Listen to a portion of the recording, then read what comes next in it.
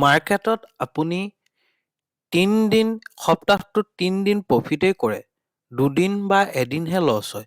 কিন্তু তথাপিতো অভাৰঅল আপুনি সদায় মন কৰিবচোন আপুনি লছত থাকে। ইয়াৰ কাৰণটো কি জানেনে? মাৰ্কেটত আপুনি প্ৰফিটেই কৰি আছে। আপুনি এনেকুৱা হয় যে প্ৰফিট কৰিলে আপুনি ১০,০০০ টকা প্ৰফিট হয়, কিন্তু লছ হ'লে আপোনাৰ ১৫,০০০ পৰা ২০,০০০ বা ২৫,০০০ টকা লছ হয়। ই কিয় হৈছে জানেনে? এনেধৰণৰ আপোনাক এজন প্ৰফেশ্যনেল ট্ৰেডাৰ বনোৱাৰ পৰা কোনে ৰখাই আছে আপোনাক জানেনে? আপোনাক ৰখাই আছে মানি মেনেজমেণ্ট আপুনি কৰিব পৰা নাই সেইবাবে। আহক ভিডিঅ'টো চাওঁ সম্পূৰ্ণ মানি মেনেজমেণ্টৰ ওপৰত। মই আপোনালোকক কাৰণ আৰু সলিউশ্যন দুইটা ইয়াত ৰাখিছোঁ।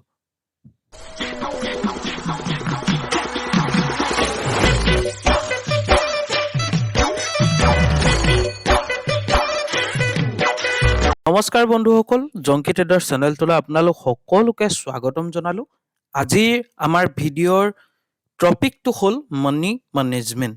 আমি মানি মেনেজমেণ্ট মানে কি, বা ইয়াক কেনেকৈ কৰা হয়, বা আমি ইয়াক কেনেকৈ কৰিম, বা ই কি হয়, সবিশেষ এই ভিডিঅ'টোৰ জৰিয়তে জানিম।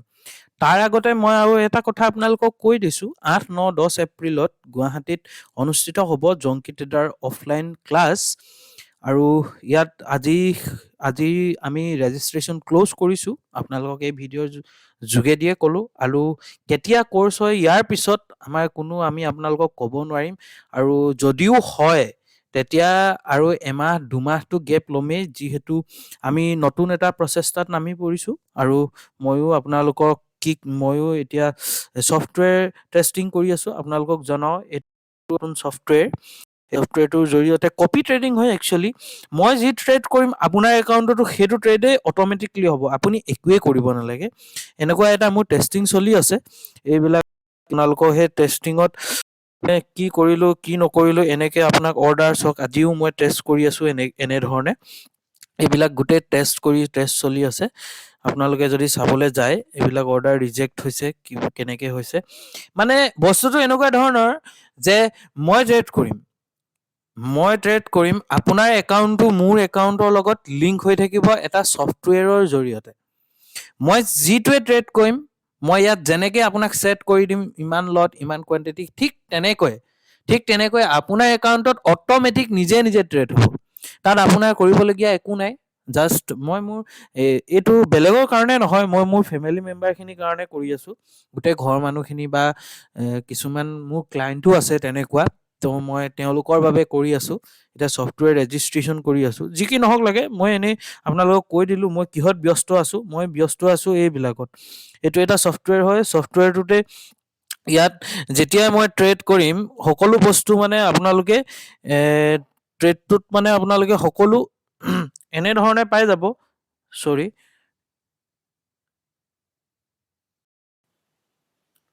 এনেধৰণে মোৰ ছফ্টৱেৰটো অ'পেন হয়। মই এইবোৰ আপোনাক পাছত দেখাম। এতিয়া মই মূল কথাটোলৈ আহোঁ। মই আপোনালোকক আজি পুৱা কৈছিলোঁ যে মাৰ্কেটখন কি হ'ব। আজি মই পুৱা কৈছিলোঁ যে মাৰ্কেটখন তললৈ আহিব, বেৰিজ ভিউ মোৰ। আপোনালোকে এটা কথা মন কৰিব, মই প্ৰত্যেক দিনে মই দিনৰ 10টা বজালৈকে মই সদায় ট্ৰেড শেষ কৰোঁ। মানে কি, মোৰ থিমটো হ'ল প্ৰত্যেক দিনৰ মাৰ্কেটৰ প্ৰথম মমেণ্টামটো কেটচ কৰা। মই যিহেতু অপশ্যন বায়াৰ হয়, সদায় মই এটা মমেণ্টে কেপচাৰ কৰোঁ বা ফাৰ্ষ্ট মমেণ্টটো কেপচাৰ কৰোঁ। ঠিক তেনেদৰে মই আপোনালোকক টেলিগ্ৰামত এটা জোন দিছিলোঁ। এইটো এনেকুৱা ধৰণৰ এটা ৰেজিষ্টেঞ্চ জোন আছিলে। এইটো মাৰ্কেট ৰেজিষ্টেঞ্চ জোনত অ'পেন হ'ল। জোনত আমি কি চাম, চেল চাম। আৰু সেইকাৰণে মাৰ্কেটখন তললৈ আহি দিনটোত যিয়ে নকৰক লাগে আমাৰ কোনো একো দৰকাৰ নাই। কাৰণ কেলে, আমি জুৱা খেলা নাই। আমি অফিচিয়েলি কৰোঁ, সদায় আহোঁ, প্ৰফেশ্যনেলি কাম কৰোঁ, সদায় আহোঁ, সদায় মৰ্ণিং আহোঁ, ট্ৰেড এটা কৰি ছিষ্টেম অফ কৰোঁ, গুচি যাওঁ। এইটোৱে ফুল টাইম ট্ৰেডাৰৰ লক্ষণ হ'ব লাগে। আৰু এনেকুৱা ধৰণৰ হ'লেহে এজন প্ৰফিটেবল ট্ৰেডাৰ হয়। কিন্তু প্ৰফিটেবল ট্ৰেডাৰ হ'বলৈ হ'লে আৰু এটা কথা, আপুনি ছেটআপ এটা আছে, আপোনাৰ একদম 90% একুৰেচি আপোনাৰ কোৱান্টিটি আপুনি সদায় যদি চেমো মাৰি আছে, এইবিলাক সকলো যদি মাৰি আছে, আপুনি এটা কথা মনত ৰাখিব যে 100টাত যদি 10টা ট্ৰেড কৰে, 10টা ট্ৰেডৰ ভিতৰত গোটেই 10টাই ৰাইট কেতিয়াও নহয়।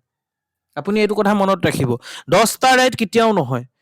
এই 10টা যদি ট্ৰেড কৰে 10টা ৰাইট কেতিয়াও নহয়। আপোনাৰ ইয়াৰ ভিতৰত 7ৰ পৰা 8টা ট্ৰেড আপোনাৰ সদায় ৰাইট হয়, 7ৰ পৰা 8টা সদায় ৰাইট হয় আৰু 2টা ৰং হয়। এতিয়া কথাটো হ'ল কি, মানি মেনেজমেণ্ট কেনেকৈ কৰা হয়? মানি মেনেজমেণ্ট কৰিবলৈ হ'লে আপুনি এটা কথা মনত ৰাখিব, সদায় চেম কোৱান্টিটি প্লেচ কৰিব, চেম কোৱান্টিটি।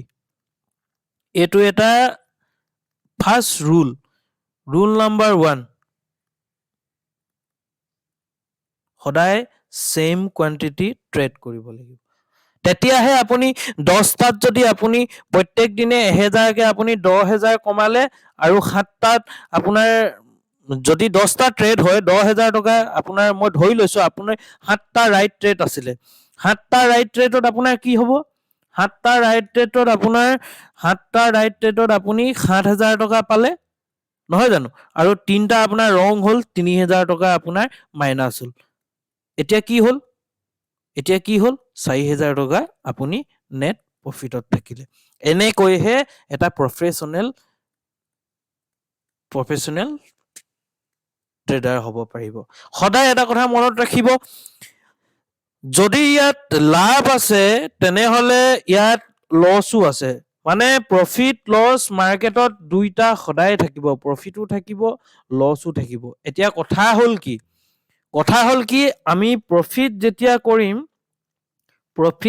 কৰিম তাক ধৰি ৰাখিব পাৰিব লাগিব, আৰু লছ যেতিয়া কৰিম কমচে কম লছত আমি ট্ৰেডটোৰ পৰা এক্সিট হ'ব লাগিব। আমাৰ হিউমেন চাইকলজিৰ মতে আটাইতকৈ ট্ৰেডাৰৰ টান কামটো কি জানেনে? এছএলত এক্সিট হোৱাটো আটাইতকৈ টান কাম, এছএলত এক্সিট হোৱাটো।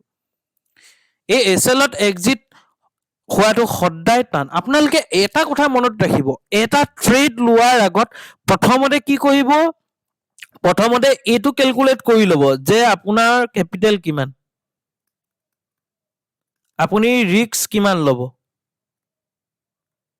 সেই ট্ৰেডটোত টাৰ্গেট কিমান হ'ব, সেই ট্ৰেডটোত এছএল কিমান হ'ব, মানে পইণ্টৰ কথা কৈছো মই, পইণ্ট কিমান পইণ্ট হ'ব। আপুনি ট্ৰেডটো এবাৰ লোৱাৰ পিছত, মানুহৰ এতিয়া যে আমি প্ৰফিট বুক হওক বা এছএল বুক হওক, আমাৰ এক্সিট ক'ত থাকে? এক্সিট সদায় মানুহৰ দুটা জেগাত, না টাৰ্গেট না এছএল। মোৰ এনেকুৱা ধৰণৰ হয়।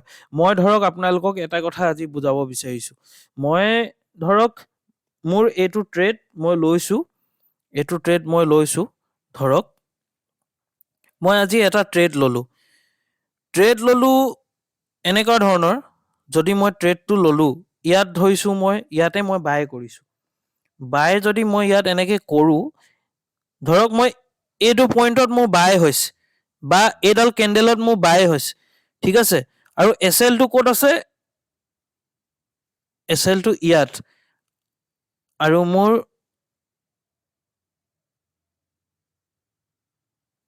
টাৰ্গেটটো মই লগাই লৈছো, ধৰক এইটো মোৰ টাৰ্গেট। এতিয়া আপোনালোকে মনত ৰাখিব, এক্সিট ক'ত হ'ব? এক্সিট আপোনাৰ দুটা পইণ্টতে হ'ব, না ইয়াত এক্সিট হ'ব, না ইয়াত এক্সিট হ'ব। মাৰ্কেটখনে এতিয়া ইয়াৰ পৰা গৈ ইয়াত টাৰ্গেটটো দিলে, না ইয়াত বুক কৰিলো মই ইয়াত বুক কৰিম। মানুহে কি হয়, যেতিয়া এছএল লৈ আহে তেতিয়া বুক কৰিব নোৱাৰে মানুহে, দেচোন অকমান ওপৰলৈ গৈ তললৈ, এনেও ওপৰলৈ যাবই, অকমান তলৰ পৰা গৈছে, তাৰ পৰা গৈ দেখাব আকৌ তললৈ আহি যাব, এনেকে গৈ আমাৰ লছটো বাঢ়ি গৈ থাকিব। মানি মেনেজমেণ্ট এতিয়া কেনেকে কৰিম? ইয়াৰ লগত মানি মেনেজমেণ্টৰ সম্পৰ্ক কি, বা আমি মানি মেনেজমেণ্ট কেনেকে কৰিম? মানি মেনেজমেণ্ট কৰিবলৈ হলে আপোনালোকে প্ৰথম কাৰণকেইটা কি আছিলে? সদায় চেম কোৱান্টিটি মাৰিব লাগিব, পাঞ্চ কৰিব লাগিব। 2 নম্বৰতে কি? এক্সিট ক'ত হ'ব লাগিব? টাৰ্গেট নতুবা ষ্টপ লছ, এই দুটাৰ ভিতৰতে আপুনি এক্সিট হ'ব লাগিব। আৰু 3 নম্বৰতে কি হ'ব লাগিব? 3 নম্বৰতে কি হ'ব লাগিব আপুনি কওকচোন? এটা ভাল ছেটআপ লাগিব। ছেটআপ এটা আপোনাক লাগিব, ভাল ছেটআপ, যোনটো ছেটআপে আপোনাক এন্ট্ৰি কোড ফিক্স থাকিব, তাত এন্ট্ৰি, ষ্টপ লছ, এইবিলাক চব ফিক্স থাকিব। এইবিলাক এই ছেটআপটো হোৱাৰ পাছতহে আপোনালোকে money management, risk management, quantity management এইবিলাক সকলো কৰিব পাৰিব। ইয়াৰ মানি মেনেজমেণ্ট হওক, ৰিস্ক মেনেজমেণ্ট হওক, এইকেইটা যদি কৰিবলৈ হয়, ইয়াৰ দুইটাৰ এটা কম্বিনেশ্যন আছে। এই দুইটা কম্বিনেশ্যনৰ সলিউশ্যন এটা বা উপায় এটাই আছে। উপায়টো হ'ল যে আপুনি কি ছেম কোৱান্টিটিত কাম কৰিব, ছেম কোৱান্টিটি কাম কৰিব, আৰু সদায় ৱেইট ফৰ টাৰ্গেট আৰু ৱেইট ফৰ ষ্টপ লছ। আপোনাৰ ওচৰত এই দুটাই আছে। এই দুটা মানিলে আপোনাৰ কোৱান্টিটি মেনেজমেণ্টৰ লগত আপোনাৰ ৰিস্ক মেনেজমেণ্ট হৈ যাব, লগত কোৱান্টিটি মেনেজমেণ্ট হৈ যাব, লগত মানি মেনেজমেণ্ট হৈ যাব। এই গোটেই তিনিটাৰে সলিউশ্যন এইটো, যে আপুনি কেনেকৈ মানিটো মেনেজমেণ্ট কৰিব। এটা কথা, মানি মেনেজমেণ্ট তেতিয়াই হ'ব যেতিয়া আপুনি এই এক্সিট গীতা, না টাৰ্গেট না এছ এল, দুটাৰ ভিতৰত এটাতে সদায় কৰিব লাগিব। এতিয়া এনেকুৱা কথা হয়, আপুনি যেতিয়া মাৰ্কেটত থাকে তেতিয়া এটা কাম কৰিব, সদায় আপুনি চাবচোন, আপুনি ইয়াত এন্ট্ৰি হলে আপুনি চাই থাকিব নালাগে। আপুনি PNL-টো বা আপোনাৰ ডিমেট য'ত হয় আপুনি চাই থাকিবলৈ প্ৰয়োজন নাই। আপুনি ইয়াত গৈ পিনি আপুনি যদি ইয়ালৈ যায়, ইয়াত আপোনালোকে এটা অপশ্যন পাবই, মানে ইয়াত আপোনালোকে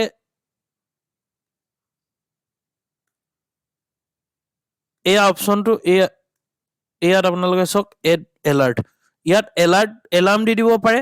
যেতিয়াই আপোনাৰ তাৰপিছত আকৌ তলত এটা এলাৰ্ম দি দিব, তলতো চেম তেনেকৈ এটা এলাৰ্ম দি দিব। এইকেইটা চাওক, এতিয়া মই এইকেইটা এনেকে এলাৰ্ম দি দিলো, এই আঁচকেইডাল দেখিছে, মই ইয়াত বাই কৰিলো হয়, যেতিয়াই মোৰ এলাৰ্মটো বাজিব মই তেতিয়াহে এক্সিট হ'ম। মোৰ ইয়াত টি এলাৰ্ট বজিব, ইমেইল যাব, সকলোবিলাক চাউণ্ড আহিব, চব আহিব। মই কেনেকে ট্ৰেডটোত থাকিম? আপুনি PNL-টোত যেতিয়া চাই থাকিব, এইডাল কেণ্ডেল বাৰু একেডালতে দি দিলে আপুনি খুচ আছে, মই মানিছো আপুনি খুচ আছে, কিন্তু কেতিয়াবা যেতিয়া তললৈ আহিব, ওপৰলৈ আহিব, তললৈ আহিব, ওপৰলৈ আহিব, টাৰ্গেটৰ ওচৰলৈ গৈ আকৌ তললৈ আহিব, আপুনি ইয়াত এক্সিট কৰিলে নহ'ব। এক্সিট ইয়াতে হ'ব যেতিয়া এলাৰ্মটো বাজিব। একদম সহজ উপায়, এই এলাৰ্মটো ফিট কৰি ল'ব, তেতিয়া যিমান যি হ'লেও আপুনি সময়ত ওলাব পাৰিব। সময়ত যেতিয়া সোমাই লোৱাৰ পিছত সময়ত ওলাব পাৰিব। আৰু মেনেজমেণ্ট কৰিবলৈ কি হ'ব? মেনেজমেণ্ট এইটোৱে যে ট্ৰেডটো লোৱাৰ পিছত এক্সিট ইয়াত হ'ব বা ইয়াত হ'ব, এইটো হ'ল মেনেজমেণ্ট। ঠিক আছে। আৰু কি হ'ব, আপুনি আজি যদি আপুনি 25 কোৱান্টিটিত কাম কৰি আছে, কাইলৈ 50 কোৱান্টিটি, আপোনাৰ বোলে এসপ্তাহ ভাল ট্ৰেড হৈছে, আপুনি ট্ৰেডত বহুত ছাকচেছফুল হৈছে, আপুনি 100 লগাই দিলে। যদি প্ৰফিট পালে ঠিকেই আছে। আপুনি এটা কথা ভাবকচোন, সেই যে আপোনাৰ 10টা ট্ৰেডৰ ভিতৰত যে 7টা প্ৰফিট হয়, 3টা যে লছ হয়, সেই 3টাৰ ভিতৰত যদি এইটোতে যদি পৰিলে হয়, তেতিয়া কি হ'ব? এইকেইদিন কমোৱা গোটেই পইচাখিনি একেদিনতে চফা। আৰু নেক্সট কি হ'ব? নেক্সট যদি আপুনি আকৌ তাৰ পিছদিনাখনো যদি আকৌ ছেম কোৱান্টিটি 100 লয়, তাৰপিছতো যদি সেইদিনাখনো যদি ইয়াৰ 2 নম্বৰ দিনটো পৰে, লছ ডে যদি পৰে, তেতিয়া কি কৰিব? কেপিটেলৰ পৰা ডেন্ট লাগি গ'ল, আপুনি আহি গ'ল লছত, লগালগ লছত আহি গ'ল। সেইকাৰণে কৈছোঁ, আপোনালোকৰ ৰিস্ক মেনেজমেণ্ট, কোৱান্টিটি মেনেজমেণ্ট, আপোনাৰ সকলোবিলাক মানি মেনেজমেণ্ট, সকলোবিলাকৰ সলিউশ্যন কি? সলিউশ্যন এটাই যে আপুনি এটা পাৰফেক্ট ছেটআপ ল'ব লাগিব।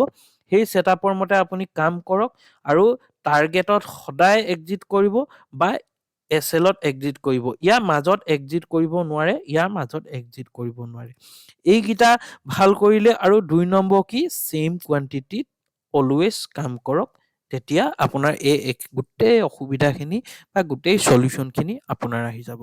ধন্যবাদ থাকিল। আজি ভিডিঅ'টো ইমানখিনিতে সামৰিছোঁ। আপোনালোকক আশা কৰোঁ, যদি মই কাইলৈও মোৰ ছফ্টৱেৰ টেষ্টিং আছে, এইকেইদিন মই ছফ্টৱেৰটো টেষ্ট কৰি আছোঁ, যেতিয়া ছফ্টৱেৰ টেষ্টিং শেষ হ'ব, মই আপোনালোকক সকলোকে মই ধুনীয়াকৈ জনাম। আৰু ভিডিঅ'টো মই ইমানখিনিতে